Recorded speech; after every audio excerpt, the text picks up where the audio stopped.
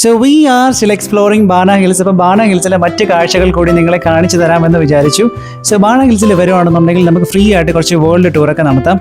So French വില്ലേജിൽ നിന്ന് ഇറങ്ങി കുറച്ച് നടക്കുകയാണെന്നുണ്ടെങ്കിൽ ഇതാണെങ്കിൽ ചൈനയിലെത്താം. ചൈനീസ് ടെമ്പിളുകളുടെ ഭംഗിയൊക്കെ ആസ്വദിക്കാം. ഇനി ഈ സെറ്റപ്പ് മാത്രമേ ഉള്ളൂ, ആംബിയൻസ് ഉണ്ടോ എന്ന് ചോദിച്ചു കഴിഞ്ഞാൽ ആംബിയൻസിന് ഇവിടെ ഒരു കുറവുമില്ല.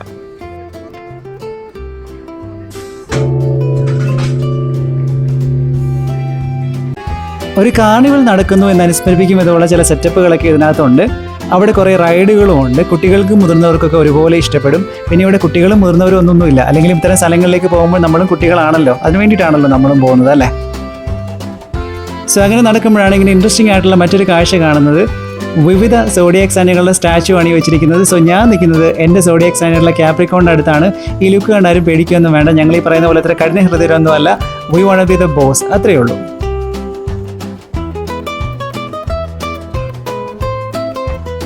വിയറ്റ്നാമിൻ്റെ ചെറിയൊരു ഡിസ്നി ലാൻഡ് എന്ന് വേണമെന്നുണ്ടെങ്കിൽ നമുക്ക് ബാണ ഹിൽസിനെ പറയാം. സോ അങ്ങനെ റാൻഡം ആയിട്ടുള്ള വീഡിയോ ഷൂട്ട് ചെയ്തുകൊണ്ടിരിക്കുമ്പോഴാണ് ഞാൻ സ്റ്റാർബക്സ് ശ്രദ്ധിക്കുന്നത്. സോ ഈ ഒരു വീഡിയോയിൽ നിന്നാണ് ഞാൻ സ്റ്റാർബക്സ് എവിടെയാണെന്ന് മനസ്സിലാക്കിയത് തന്നെ.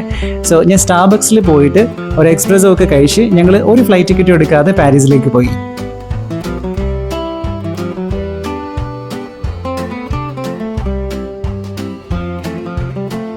അങ്ങനെ നടക്കുമ്പോഴാണ് ഇങ്ങനെ സുന്ദരിയായൊരു പ്രിൻസസിനെ കാണുന്നത്.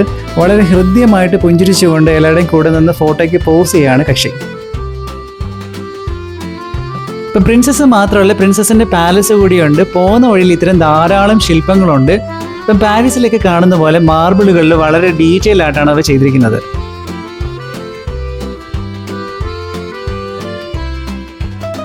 I have A mixed feeling about this place. ഇത്തരത്തിലുള്ള ഫെയറി ലാൻഡ്സ് ഒക്കെ ഇഷ്ടമുള്ള ആൾക്കാരാണെന്നുണ്ടെങ്കിൽ ബാണ ഹിൽസ് തീർച്ചയായിട്ടും ഇഷ്ടപ്പെടും. സോ അതെല്ലാം കുറച്ച് ഒതന്റിക് ആയിട്ടുള്ള എക്സ്പീരിയൻസ് ആണ് വേണ്ടെന്നുണ്ടെങ്കിൽ ബാണ ഹിൽസ് നിങ്ങളുടെ ബക്കറ്റ് ലിസ്റ്റിന് എടുത്ത് മാറ്റാം. കാരണം ഇങ്ങോട്ടേക്കുള്ള ടിക്കറ്റ് ചാർജും കുറച്ചധികം എക്സ്പെൻസീവ് ആണ്. ഫ്രഞ്ച് വില്ലേജ് ചില കലാപരിപാടികളൊക്കെ നടക്കാറുണ്ടെന്ന് കണ്ടു നോക്കിയാലോ.